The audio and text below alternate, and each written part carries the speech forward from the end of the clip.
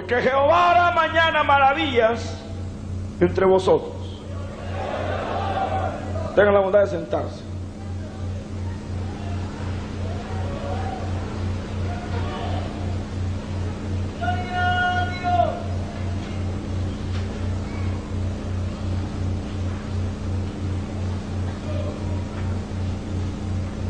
En esta mañana, hermanos,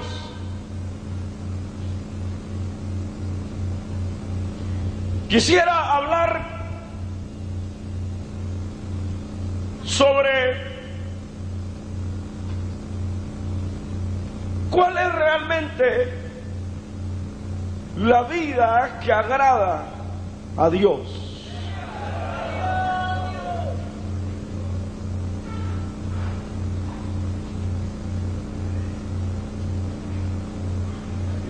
Cuando leía esta porción, precisamente hoy en la mañana, el Señor desde la mañana empezó a rondar sobre mi cabeza pensamientos, ideas sobre los propósitos y las relaciones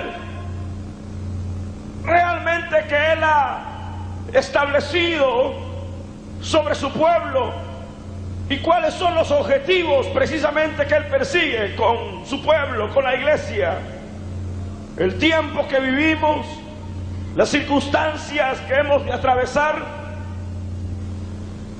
Y realmente cuando pensaba esta mañana en este versículo, venía a mi mente sobre cuál es el objetivo real de toda esta forma de desarrollo cristiano, donde nos integramos en reuniones masivas o en reuniones pequeñas y donde apartamos ciertos cuantos días a la semana. ¿Y cuál será el objetivo de tanta publicación en buena parte de toda la Escritura, de toda la palabra de Dios? Venía a mi mente de que en definitiva la Escritura señala sobre la base o los objetivos claros que Dios siempre ha tenido con el mortal y con el hombre. Y desde su inicio y desde sus primeras formas de trato divino, una de las cosas que la Escritura revela es precisamente el carácter de Dios. Y cuando hablamos del carácter de Dios y hablamos de quién es Él y hablamos de definitivamente qué es lo que Él persigue o lo que Él está como objetivamente llevando dentro de su pueblo a formar, pensaba en que el carácter de Dios o la persona de Dios ha sido como dejado de lado en estos días. Y yo voy a ser concreto porque ustedes entienden las verdades de Dios. Y las que no las entienden se hacen como que no las entienden. Pero cuando yo pensaba en el carácter de Dios, en la realidad de Dios, realmente, hermanos, nosotros tenemos un compromiso realmente grande, grandísimo, muy serio en este tipo de vida que llevamos a causa precisamente de quién es nuestro Padre y de quién es nuestro Dios. Porque cuando pensamos en Dios, tenemos que pensar en un ser perfecto, en un ser enteramente todopoderoso, en un ser capaz, en un ser glorioso y en un ser que ha venido cada día revelándose y revelándose y revelándose a la vida como un Dios perfecto en todas sus dimensiones, un Dios capaz, un Dios perfecto.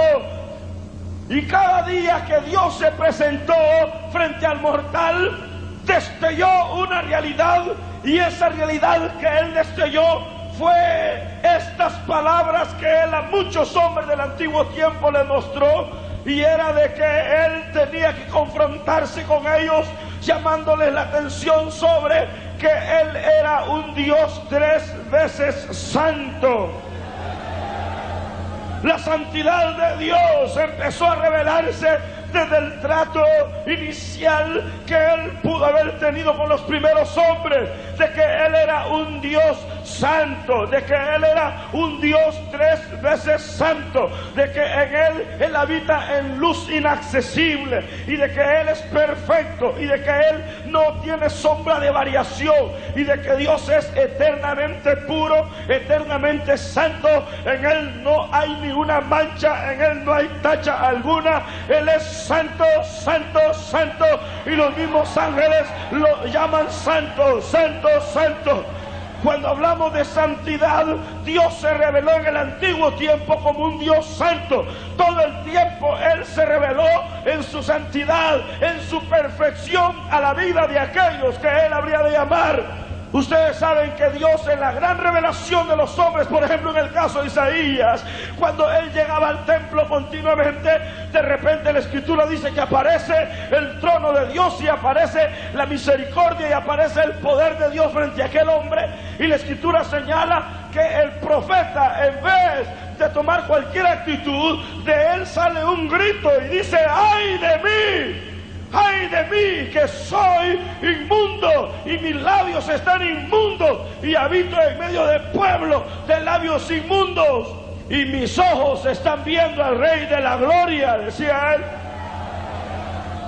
Pero aquella actitud, hermanos, aquel resultado de haber visto un Dios santo, produjo en Isaías aquel estado real de él, de un estado miserable, un estado de reconocimiento pecaminoso, un estado miserable en su propia vida, que lo llevó a gritar: ¡ay de mí, ay de mí, ay de mí! Porque tengo delante de mí a un Dios santo, a un Dios 3 veces santo. En el libro de Daniel también la Escritura señala que Daniel se queda sin fuerza en el capítulo 10, cuando el Dios de la gloria se le aparece, y él dice que ya no tiene fuerza si el Señor tiene que darle fuerza. En el libro de Apocalipsis también el mismo Juan cae postrado casi a morir, porque se presenta delante de él el Dios santo, 3 veces santo. En el tiempo de Moisés, cuando él descendió al Sinaí, la Biblia dice que él mismo dijo: si cruzare alguna bestia o alguno del campo, yo lo voy a matar, porque este lugar es santo donde estoy. Cuando Moisés fue a ver la zarza, también la Biblia dice que Dios tuvo que frenarle. Dice: Moisés, quítate las sandalias, porque el lugar donde estás es tierra santa, porque aquí estoy yo. Los hombres del ayer tuvieron que, hermanos, en el caso de Pedro, cuando el Señor tira la red al lado derecho, Pedro, por mandato de Cristo, cuando saca los peces, Pedro tuvo que decirle: quítate delante de mí, Señor, porque soy pecador. Porque sentía la irradiación de la santidad y sentía la irradiación del poder. Los mismos demonios, cuando llegaban frente a Cristo, decían: ¿qué tienes con nosotros? Sabemos que eres el Santo de Dios. Es decir, toda la revelación del Hijo de Dios y de Dios mismo ha sido en santidad, en santidad, en santidad, en santidad. Es que eres un Dios santo, eres perfecto. ¡Amén! ¡Amén! Él es un Dios santo, es un Dios que nunca ha fallado. Tenemos la dicha de tener un Dios que nunca hubo engaño en su boca. Tenemos la bendición de tener un Dios perfecto en todos sus caminos, que no nos engaña, que no nos juega la vuelta, que es íntegro, que es recto, que es perfecto, que es puro, que es eternamente, hermanos, santo. Los ángeles mismos proclaman de que Él es santo, santo, santo, santo, santo, 3 veces santo. La iglesia tiene la bendición de poseer a un Dios santo, santo. Y allí es, hermanos, en esa revelación de ese Dios santo, la Biblia señala precisamente del trato de Dios con los hombres. El objetivo de Dios ha sido precisamente, aún desde su propósito salvífico, sacar al hombre de la miseria y de la muerte y del pecado, y trasladarlo a potestades del Hijo de Dios. Sacarlo del dolor y de la miseria y de la amargura, romper las cadenas y sacarlo de un estado de pecado a un estado de santidad. Todo en Dios es santidad, todo en Dios es santidad, todo en Dios debería ser santidad, Todo en Dios, hermanos, es inclinación a la santidad. Dios no cohabita con el pecado. Dios no tolera el pecado. Dios no puede tratar con el pecado en el sentido de cohabitar o de tener relación o de amalgamarse con algún acto en lo mínimo pecaminoso. Dios no acepta actos pecaminosos en la vida de aquellos que dicen servirle. Es decir, Dios lo único que ve es todas las obras que vayan bañadas, cubiertas con el temor y la santidad que aquella obra, hermanos, expresa hacia Dios. Y quizás uno de los detalles donde Satán ha sido, hermanos, quizás un elemento contrario para tratar de desvirtuar ese objetivo divino, ha sido precisamente en esa área de inclinar a manchar a aquellos que participamos en la senda cristiana, a aquellos que ahora somos pueblo redimido por Dios, a aquellos que estamos interesados en servirle a Dios, a aquellos que estamos con todo el deseo de servirle a Dios. Satanás ha tratado continuamente a lo largo de toda la historia de bloquear a los hombres, de hacerlos caer, de inducirlos al mal, de tratar de que falseen las verdades, de tratar de que su vida se vea emborronada delante del Dios al cual llamamos 3 veces santo. Satán continuamente ha estado bloqueando y bloqueando la vida de aquellos hombres, o tratando por lo menos de bloquear la vida de aquellos hombres que están inspirados en servirle a Dios. El Señor lo reprenda a ese Satán. Pero la vida que Dios exige, o la verdadera vida, hermanos, el objetivo divino es promover una vida agradable en aquellos que le servimos a Él, en aquellos que somos su pueblo, en aquellos que vivimos para la gloria de Dios. Quiero hacerles una pregunta a ustedes antes de continuar. ¿Viven en santidad?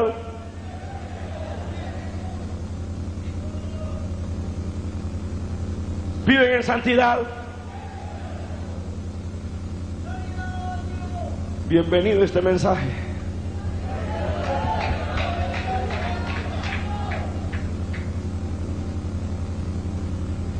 Los grandes propósitos de Dios. Él determinó propósitos para cada siervo en el antiguo tiempo. El objetivo de Satán fue bloquear la integridad y bloquear la vida de aquellos que iban a cumplir ese propósito. Y todo el tiempo que ellos pretendieron ejecutar, hermanos, el plan de Dios, Satanás, como un engañador, como un falsario, apareció delante de ellos para promover el engaño, para promover la inestabilidad en la vida de integridad, a lo cual él bien sabe que todo aquel que ahora camina mal, Dios no puede apoyarlo, Dios no puede usarlo, Dios no puede hacer uso de un instrumento que anda sucio, de un instrumento que está manchado. Dios no puede, y lo sabe el diablo. Y sabiéndolo, el diablo promueve de que todos aquellos que están incluidos dentro de un plan de victoria sean golpeados en alguna área donde la vida, hermanos, se manche, y donde la vida carezca de esa confesión sincera, y donde la vida carezca de esa integridad o de esa vida de santidad que definitivamente se exige para aquellos que han de vivir para la gloria de Dios. Pedro dijo: sed santos, porque vuestro Padre que está en los cielos es santo, dijo él.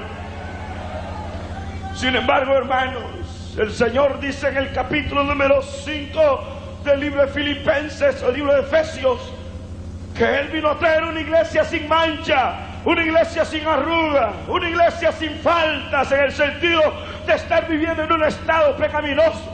Él viene a operar y a tratar con gente que ama la santidad y con gente que ama el hacer la obra de Dios en los niveles que a Él le agrada. Yo sé que estos mensajes parece ser, hermanos, mensajes perdidos.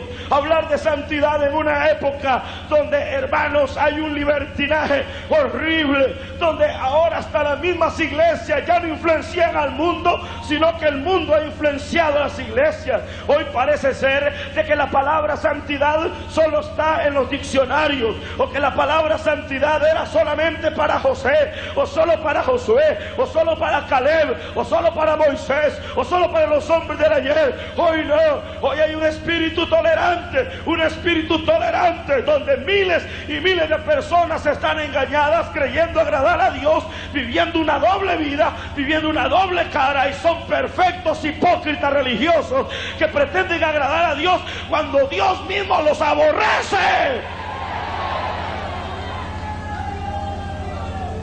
Porque más que cualquier otra cosa, Dios es santo, y debemos de comprender, hermanos, que no puede haber otro objetivo en la vida de aquellos que servimos a Dios que promover en nuestro ser. ¿Acaso no dice la Biblia que somos templo y morada del Espíritu Santo? Eso es lo que la Biblia dice. Dígame pues. Eso es, somos templos, somos propiedad de Dios, somos los llamados a ser santos, somos los santificados en la sangre del Cordero. Fuimos elegidos para ser rociados con la sangre de Cristo y vivir una vida que, hermanos, precisamente agrade a Dios. Pero la época que vivimos, usted sabe que es una de las peores épocas de nuestra vida. Y es una de las peores épocas de la iglesia, donde hoy hablar de un espíritu de santidad ya te tildan y te dicen: usted es cavernario. Si usted habla de santidad y apartarse a Dios, dice: usted es troglodita, usted es anticuado, usted es extraño, usted es cursi, usted está hablando de locuras. Si uno debe ser libre en la vida, hermano, que no entiende que a libertad nos llamó el Señor, que no entiende que a libertad nos llamó Dios. Hermanos, quiero decirles algo: cualquier congregación, cualquier iglesia puede llegar a crecer hasta donde quisiera. El mismo que está, hermanos, dirigiendo una obra puede hacerla crecer. Pero eso, hermanos, en ningún momento es una base como para decir de que Dios está 100% agradado con aquel poco de gente que está ahí metido.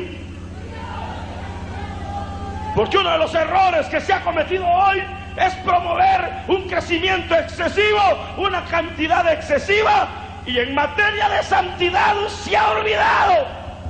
Ya no hay confrontación con los hipócritas, ya no hay señalamiento con los fornicarios, ya no hay confrontación con los adúlteros, ya no hay confrontación con los mal hablados, ya no hay confrontación con los desobedientes, ya no hay. Los mensajes esos se han ido. Hoy la iglesia quiere oír solo cosas bonitas, solo mensajes de liberación, solo mensajes de victoria. Hermanos, el tiempo amerita, y en este tiempo que vivimos, donde el mundo está entrando a la iglesia, porque esa es la verdad, el mundo está entrando, las modas, el pecado, hasta los mismos, hermanos, extrañas formas de actuar, la imponencia, el orgullo, la maldad, el pecado, la avaricia, el desorden y la mentira, el engaño se han metido en la iglesia, y muchos creen que Dios está agradado. A Dios no se le agrada con una fachada, a Dios no se le agrada con exterioridades. Dios mira el corazón de aquellos que proclaman su nombre y que dicen vivir para Él.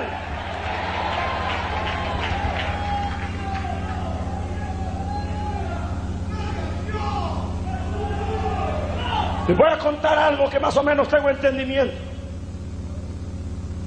Cara de asustado les veo a algunos.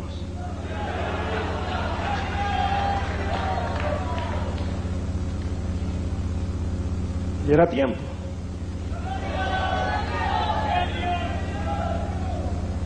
La Misión Centroamericana fue una de las iglesias que ingresó aquí trayendo el Evangelio. Mi abuela perteneció a esa iglesia. Eran hombres sencillos, humildes, santos. Fueron apedreados en la época de por ahí, por el 1900 para acá. Cuentan por ahí el último hermano que murió de ellos, un tal Echegoyen de la iglesia centroamericana, que el primer mensaje que se predicó fue en Apulos, donde usted y yo bautizamos. Pero esa iglesia centroamericana traía un empuje a Guatemala, por eso se llamaba centroamericana, porque venía directa a los 5 países de Egipto. Traía un empuje de misioneros jovencitos que venían pero encendidos del poder de Dios, y venían hinchados de la verdad de Dios. En algunos pueblos tuvieron que apedrearlos. ¡Óyame aquí! Jóvenes, boca abierta, vean para acá.